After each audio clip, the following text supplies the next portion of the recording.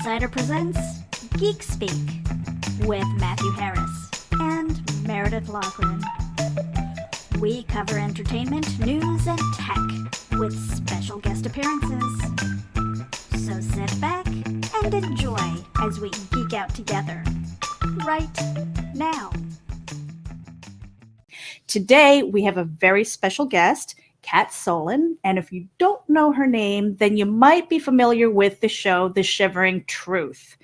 It is a show that seeks to access the unconscious mind with this stop-motion anthology of dark comedy. It tackles life, death, and human nature through daymares, dream logic, and emotional parables. And with that, I am going to bring Cat Solen into the screen.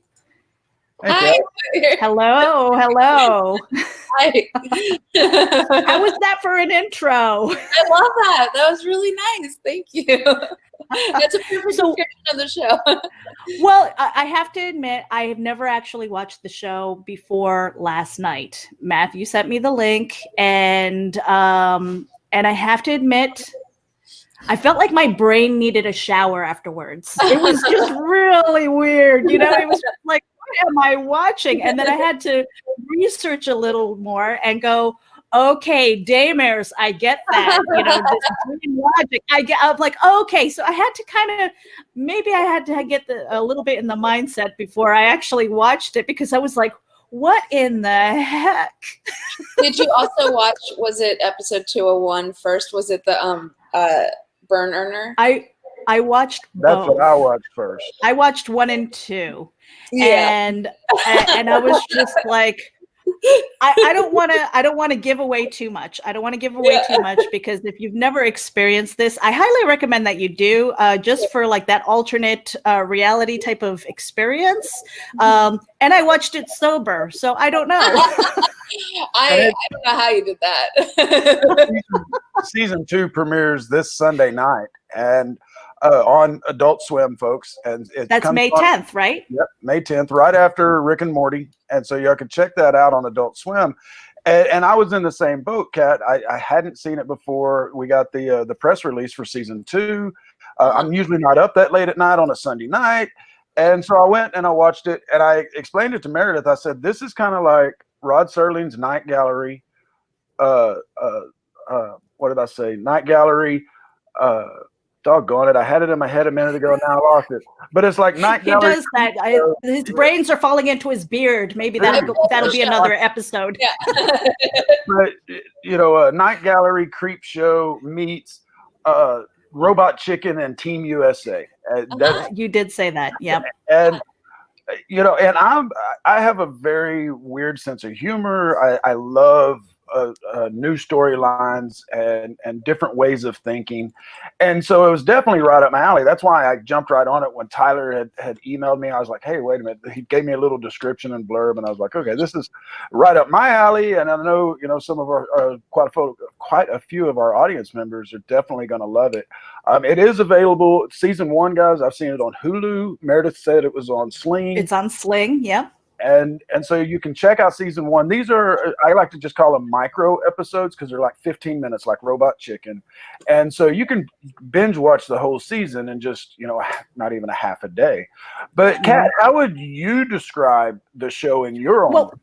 Before she goes into that, I want people to know who she is. So if you could introduce us to you and tell us a little bit about yourself and maybe how you fell into this project. Well, I've been directing music videos and commercials for a long time, many, many years. And I have a lot of mutual friends in the entertainment industry who do TV shows and movies and things. And Vernon and I met through one of those friends, and he created the show. And we kind of like spent a lot of time figuring out what kind of stuff we liked to make before we decided to make something. And then he wrote the scripts for the first season, and we decided to do it. So that's kind of how that happened. Like, it really just a mutual friend telling us that we should work together, and we were like, yeah, let's work together. I direct the show, and I executive produce the show, and I love it. I think it's really I love making it. And I love people's reactions to it. Yeah. Yeah. If I was reading the credits correctly, you are under animation director. No, well, I also animation direct it. But I direct the show and I animation direct the show. Yeah. Mhm. All right, cool. A lot of times those are two separate jobs. So a lot of times there's the director, and then there's an animation director who is more of an on-stage, working just with the animators and the camera crew, and on blocking and on kind of rigging and puppets and things like that, and performance. And so I do that as well as directing the fabrication of it and the production design and the art direction. Yeah, right. I know a really good art director though. Yeah. Mm-hmm. Yeah, it takes a team effort, let me tell you, because I saw some of the behind the scenes clips and it was really, really cool. I will get into that, but I kind of interrupted Matthew. I'm sorry. Did you have a question before I go on? No, you're fine. You're fine. And you know, you know how I am, Mare. I always forget everything, so I have no clue what I'd ask. But doing the stop animation stuff, that to me is a dying art form. I grew up with it. I don't know how old you are, but the Christmas specials had the stop animation, and Yeah. I just loved a lot of those kind of things. And so that was an aspect that came to kind of had that nostalgic feel for me. Yeah. How is it different doing the directing of that as opposed to a music video? Is it more extremely hard, or is it easier? So I do live action and stop motion, and I do like crossover stuff that has like a hybrid. And I would say stop motion is probably the hardest form of filmmaking you can possibly do. And it's because it's not only animation, which is extremely hard, in that it takes a lot of time and a lot of people and a lot of coordinated effort. It also is hard because you not only are, as with 2D animation, you design everything and you animate everything. You're doing that, but you're also rebuilding everything as well. So it's a huge crew of people, very, very talented and specialized kind of skill sets are involved. And the people that we work with have been doing this for well over like 20 years. They're like pros, professional, career stop motion people, and they're incredible. And I'm really lucky to work with them because they make it possible. Because otherwise, there's no way I could do this show by myself alone in my house like right now.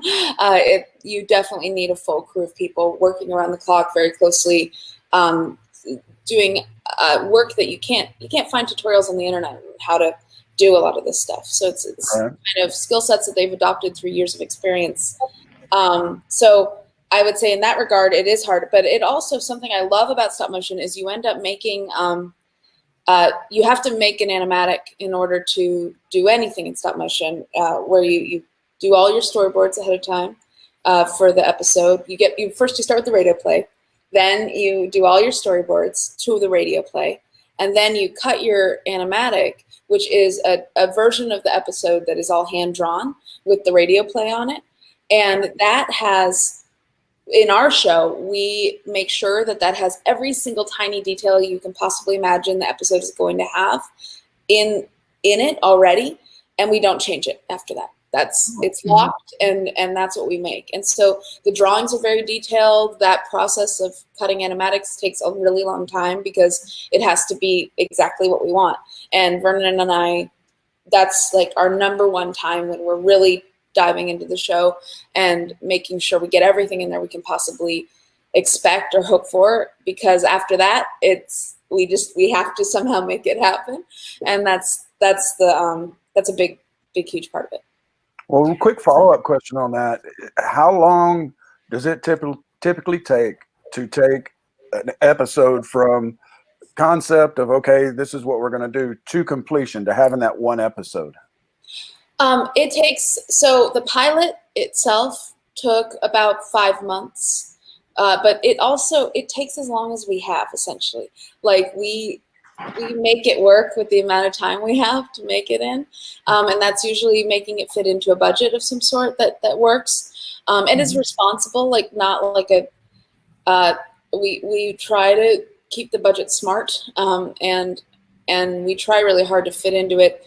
It's a struggle. It's really hard, but it's I think that's part of the character of the show. So I think that's Yeah, I mean, I was amazed again when I was watching the making of, or the behind the scenes. I mean, there's sculpting involved, there's puppetry, there's animation, there's illustration. I mean, there's just, plus you have to get the camera, then you get the story, and then you get the voiceovers and everything like that. And I was very curious about that. So when you're working in a tight budget like that, that's definitely very challenging. And so I admire the heck out of that, because that's not easy, and it's got to be tedious. Going from like picture, move something, picture, move something, and then you're trying to tie it all together so that it looks cohesive and smooth, and this whole storyboard. And no wonder with the time frame that you have, that they're like 10 to 15 minute episodes. It's like, okay, guys, if you want this show, it's going to be this, and we have to really condense it. And so the stories have to fit in there and all that.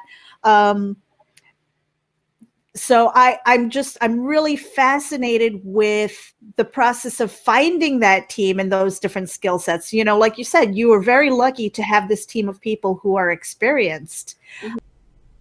We'll be back right after this.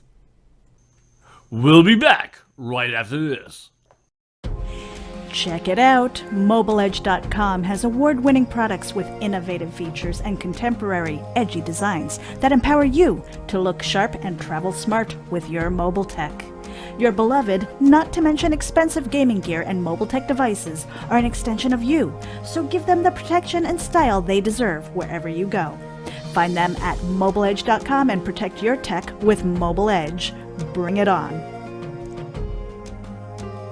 Hey Geek Insiders, Mobile Edge has a special coupon code for our dedicated listeners. Get 25% off your Mobile Edge gear using coupon code GEEK25. That's GEEK25. Geek out.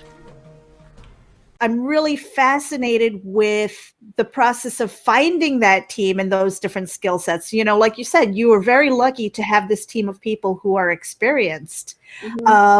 Was it just people that you knew already in the field and say, hey, I've got this crazy kind of project, or were you like, dude, I got a favor, you owe me? So we've worked with the network to decide which production companies to work with on the show, but the people that we end up hiring, our crew, they are like either people I've known through the years, people I've been dying to work with through the years, people that I know through friends that I've worked with through animation and stop motion through the years. There's a lot of them, and each time we've done it, when we did the pilot, between the pilot and the first season, we had almost double the crew, but a lot of the same people came back from the pilot to the first season. This season, it landed right on a time when there's a lot of other stop motion productions happening in Portland and their films, and so they're longer term jobs. So a lot of the crew was already working on those shows. So I got to work with a bunch of new people on this season that just blew my mind. Like I can't believe I didn't already know them and already work with them. And I am so grateful and surprised that we pulled this off with only a few people still from the first season. But having those people was a gift too, because they helped us figure out exactly how we were gonna make the second season work. So that was a big deal. We also, I think I should say, have about 15 stages running at one time, and we have about 12 to 13 animators, and ideally they're always all working, and you're just keeping them busy and giving them shots to do. But setup takes a lot of time. So there's a big coordinated effort on the producing side to make sure that we always have sets that are ready to be shot, and we always have puppets ready, and everything's set up and ready to go for the animators to fill that time. And the production team on this season is just so stellar. It's a production company called House Special, and they just super pro, amazing at just making sure that we got this show done. And I can't believe what they helped us do. So now I feel like I owe them lots of favors. Okay. They're going to be calling you like, Cat, you owe me. Big. Yeah, yeah, I would die to work with them. Now they can use this as proof. You know, Kat, you even said you owe us. Exactly. This is set in stone. Yeah.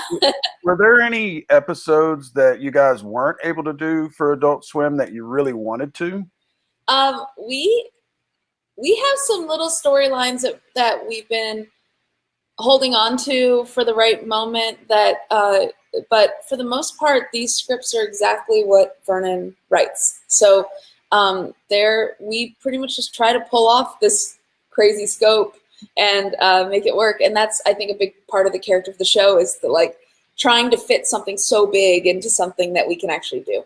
And so we usually try to do it all. So there's not very much now between the first season and second season. There were some concepts that now we've done in the second season. So yeah. Yeah, I noticed, well, first, as I was saying earlier to everyone, you can catch this season 1 on Hulu. You can also get it on, what did you say, Sling? Sling, yep. It's also available on adultswim.com with your cable subscription, everyone. Season 2 episodes will be on there after they air on network. And I just did it again. I had a question and I had it right there on the tip. All the time. It's okay. And it gets worse the older I get. But go ahead, Meredith. Well, I was going to say, Matt and I, we kind of have this off sense of humor, and my personal reaction would be if I saw this script for the pilot, I would have been like, what the heck is this? What was your reaction when you first saw that? Do you mean the logo? Or do you mean no, not the logo. I meant the script. The script for the first time. Like, what am I going to do with this? Okay, so for me, as a director, my favorite thing in the world is to work with writers that write things that you really have to figure out how to shoot it. You have to figure out the best way to make it. And if it's really clear, like when a script is really traditional and doesn't push at your perception at all, I'm not as interested in it. I love scripts that make my mind expand and make me feel a little crazy, and then I have to figure out how to make the thing into a picture. That's my favorite thing in the world. So that's the kind of writer Vernon is, and it's my favorite kind of writer. So he writes these crazy things, and I read them like he just gave me the biggest cake to eat, and I just get to I'm like, oh my god, I get to just dive into this and make some crazy drawings and figure out if this is what he wants to make. Fuck yeah, let's do it. Sorry. Yeah. But we do. I'm trying to be good because I don't know you that well. We usually lead off with, we don't have any restrictions on language. Because we like to just sit around and have a conversation, especially with the folks the creative types that are behind shows. And you said something earlier about, you guys work with the time constraints you have, you work with a budget, and to get those episodes out in a timely manner and affordable. And I think that's one thing that a lot of us creative types have to do. We have to take what's given to us and try to bring that art form to the table in 1,000,001 parameters. And those parameters are constantly changing on us. How has it been working with Adult Swim? I mean, I know those guys are great over there, and you hear some stories where I guess my question is was there any changes that they said you'll have to do, and has there been anything that you guys just was like, okay, we're here? The feedback from Adult Swim is always really cool because it's always like, hey, have you thought of that maybe this thing could mean this? And, it actually actually, I didn't think of that. That's crazy. So that's the way they really do try to watch things as if the audience is watching them. And they try to respond to us with what they think the audience would say. So it's actually I've been working with them for many years on the ad side of things, and Okay. they're my people. I love them, and I can't even they don't ever try to make you do anything. They kind of you have to bring the drive and you have to make the show, but they don't like push you in one direction or another. They usually just expand your thinking on it, which is really cool. Yeah, I mean, it sounds really collaborative and like a positive work aspect instead of being kind of, I guess, micromanaged, especially if you're working with maybe a larger studio or something like that. So that's kind of refreshing to hear. Yeah, I think I'm worried I'm a little spoiled. Yeah. So I have to say, when I watched, I want to say it was episode 2 with the drill sergeant, and then the mosquito bite, and the church and everything, and the parents scratching on the walls, and you're hearing all the oohs and the ahs and stuff. And I was like, I think I felt like I needed to take a shower. I mean, but it's just like one of those episodes where it's really sticking with me. I might be thinking about that for a long time, and I might even have to rewatch just to see what I might have missed. Is there an episode that kind of sticks with you? Because that's probably the one that I want to watch. Yeah. So, well, for season 1, that's episode 2, season 1. That episode I find a lot of women really relate to because of the underwear store scene, which I love. Oh my God. Yeah, if you haven't seen that, guys, it's like not for the easily offended, I want to say. Yeah, the whole show is not for the easily offended. But that episode is really special, and it holds true with me. Like that's one of my favorites. I also love episode 5, even though it's very different than the show. Like it's a bottle episode. It all takes place in a classroom, and I really like that episode. I'm gonna sound silly, but I'm proud of them all. I like them. Now, I noticed kind of a change, or I think I noticed a change from season 1 to season 2. Y'all seem to have added like a narrator more often for season 2. Now, was that more prevalent in season 1? Because that seemed like it was new for season 2. The narrator. Now you're giving teasers. You're giving teasers now. Yeah, the narrator is very present in the pilot. But then in season 1, I actually didn't notice that he isn't there as much as season 2. But I love the narrator, and I like his character, so I'm glad he's there more now. He's good. He's our main guy.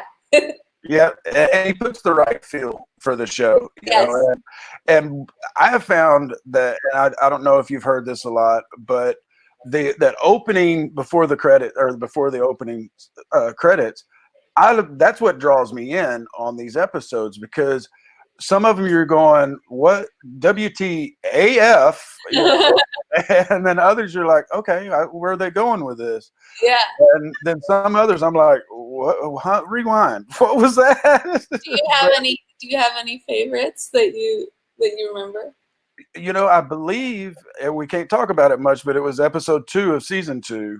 And I think it was that one that really made me stop and do a double take. I was trying to do other things at the time and kind of half watching it.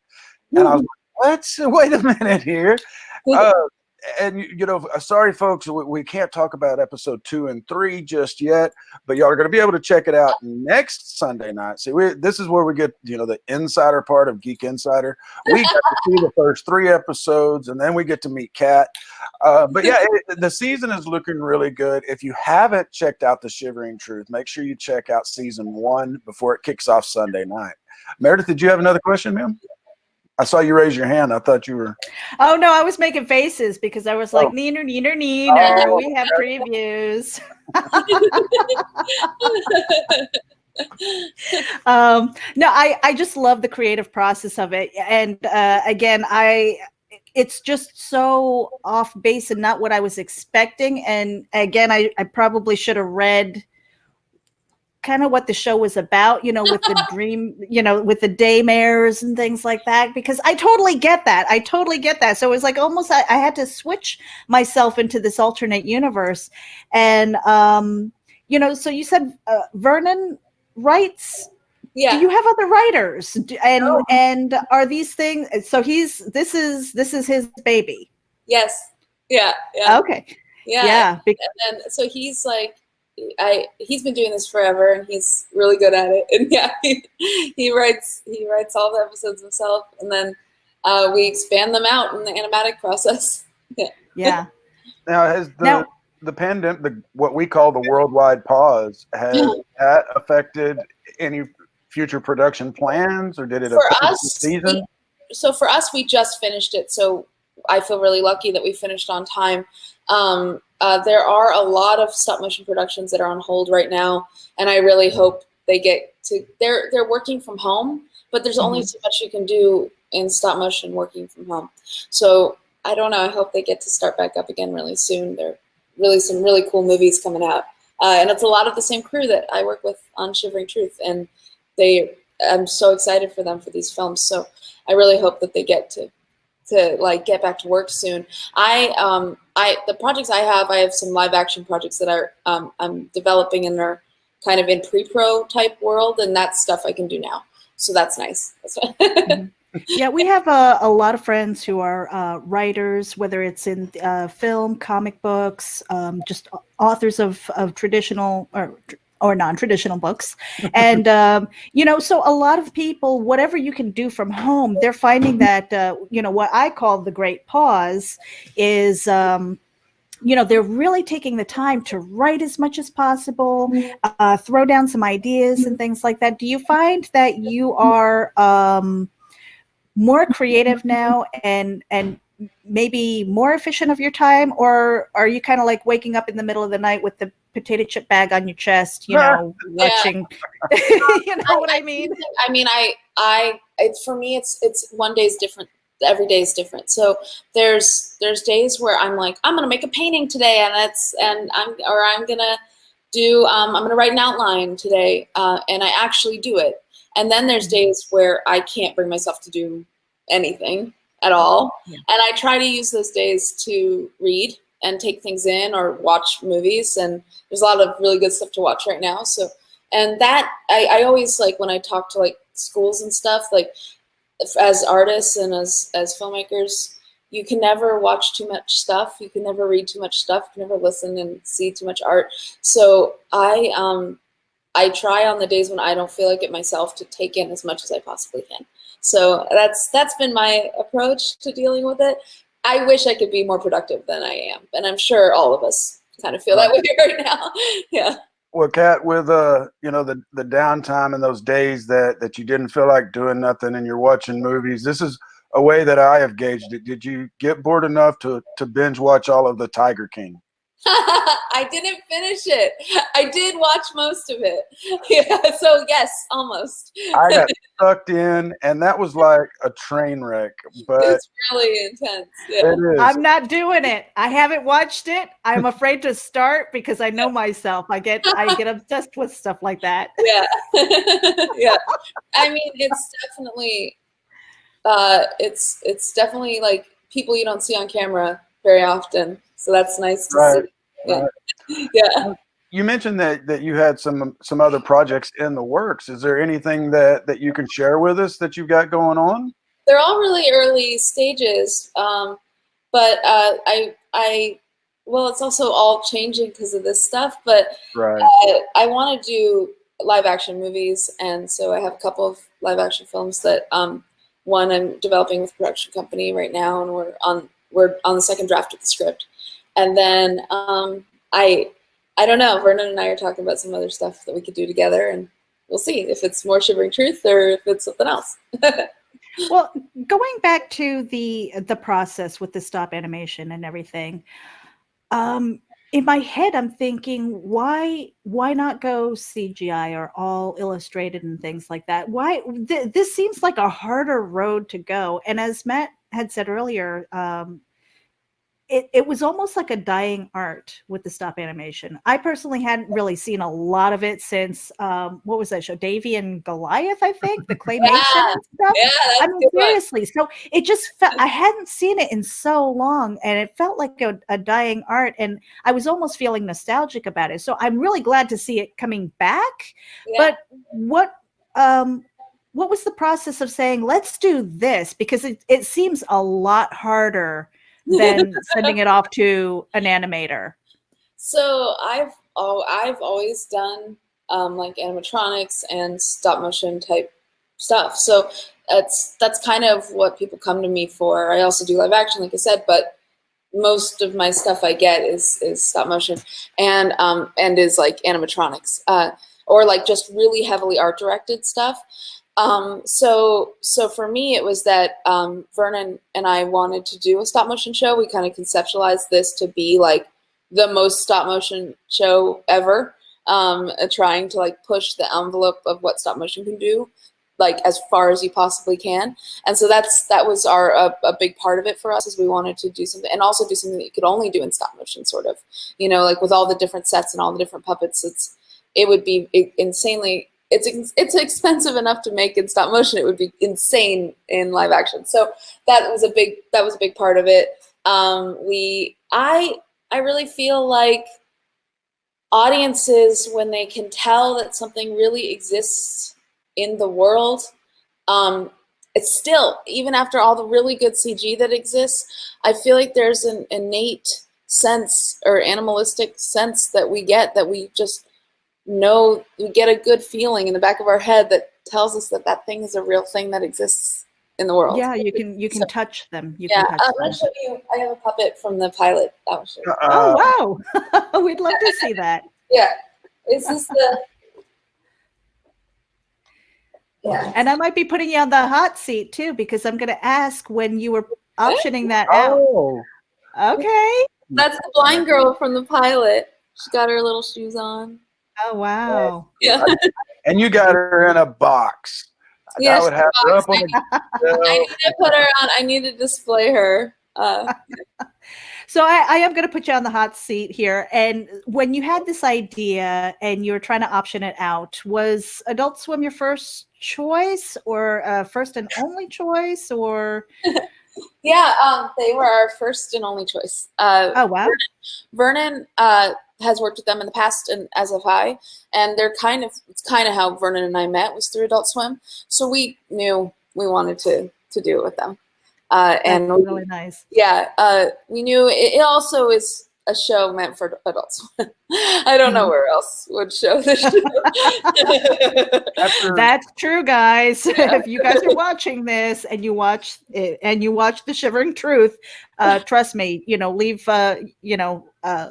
kind of leave your inhibitions aside, leave anything that you might be offended about aside, and just kind of have an open mind, and just realize that this is kind of Twilight Zone-ish in the strange and the kind of eccentric and really, again, I think that you might be onto something, because most of the time when I watch something, it's for the instant gratification, and then I forget about it. Somebody tells me or they ask me, what was it about? And I can't usually explain it to them. I just know how I feel about it. Yeah. And so, the 2 episodes, and I have only seen the 2, and I will watch more because I'm interested. I'm just like, it's just kind of like that itch again, it's like that itch, and I'm going, okay, what else do they have?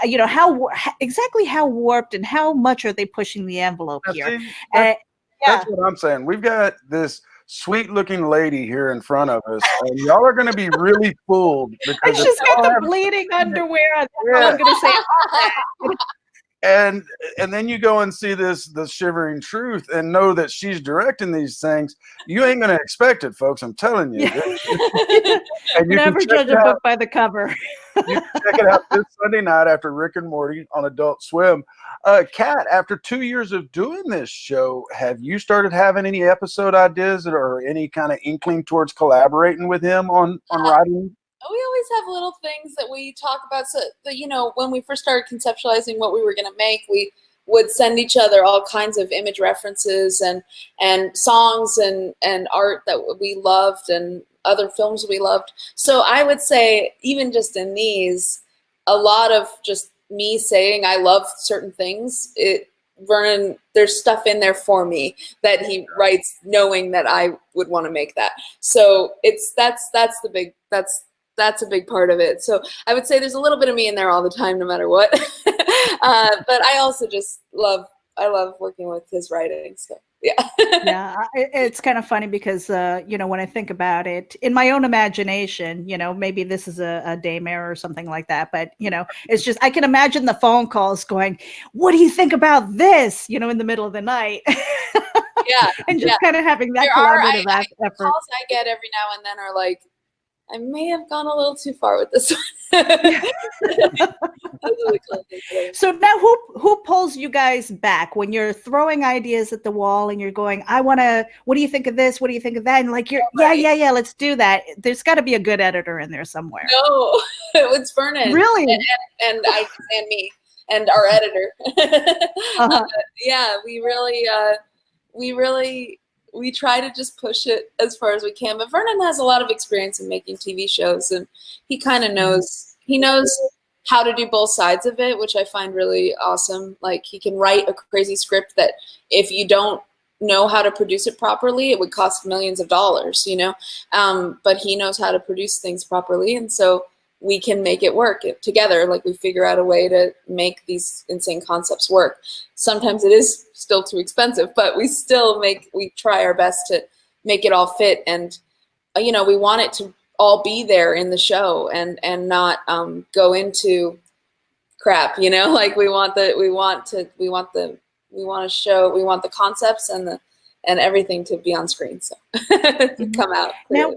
Now with season 2, I know it's still at the very beginning for you guys on this journey. Have you thought like really forward thinking as far as maybe putting these all into kind of a greater anthology and maybe doing kind of a full feature film or something like that? I mean, yeah, we would love to work on a movie together, either if it's in this world or some other kind of world. We're totally interested in that, and we do talk about it quite a bit. Yeah. Next steps. That's always good to have, though. We've actually taken up over half an hour of your time, and we know that you are very, very busy.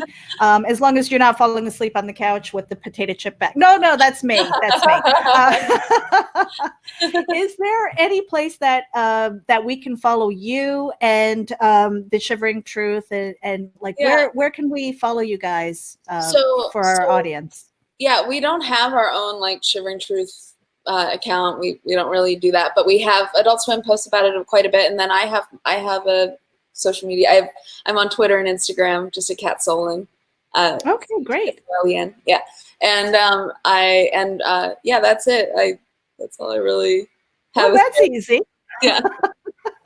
I really appreciate that you watch the behind the scenes, because that it's just so nice for people to see what goes into making it and how many people it's a lot of work. So thank you. Stuff that I'm more of the on the writing side, but I've seen people who do that, whether it's building models and things. I mean, the backgrounds, the scenery, the buildings and everything, that takes a lot of skill and time and love of the craft to do that. So I appreciate that whole creative process.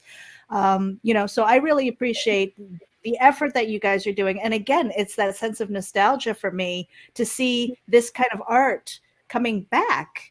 And unfortunately, because the subject matter, a lot of people, I probably will not see it, but we're hoping to push that to our audience, to our adult audience, so that they can kind of tune in a little bit. My parents watch it. I don't know that they understand it, but they watch it. Yeah, like my friends are going to be like, what the heck are you sending me to, Meredith?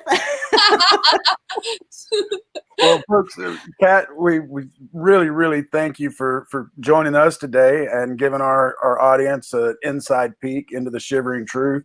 Folks, don't forget, it's season 2 premieres this Sunday night at at midnight It's right after Rick and Morty. And then, of course, you can check out season 1 on adultswim.com, on Hulu, on the Sling, and probably a couple of other places. And then we'll be doing a little write-up about the series as well on geekinsider.com. But again, thank you so very much, Kat. We've enjoyed it. And don't go anywhere. We'll kill this, and then we can all talk after. Yeah, but before we do, is there anything else that you wanted to share? Yeah. No, but just thanks for having me. I appreciate it. Thank you. All right. Hold on one second here.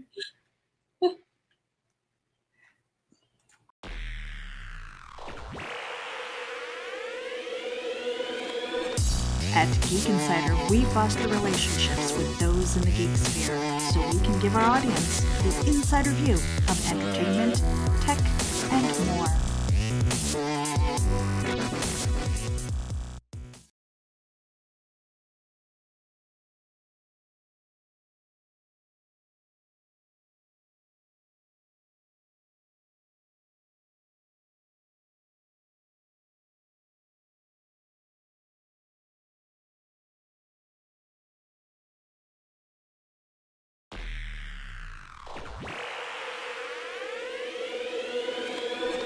At Geek Insider, we foster relationships with those in the geek sphere so we can give our audience the insider view of entertainment, tech, and more.